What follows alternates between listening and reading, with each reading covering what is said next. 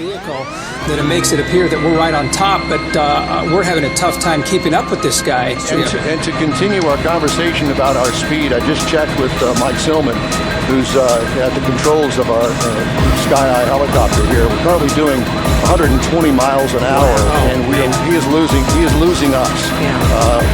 We're at the maximum speed right now, but we're going to try to keep with him as long as we can. But obviously, he still continues to pull ahead. We're going to try to keep up with him as long as we can.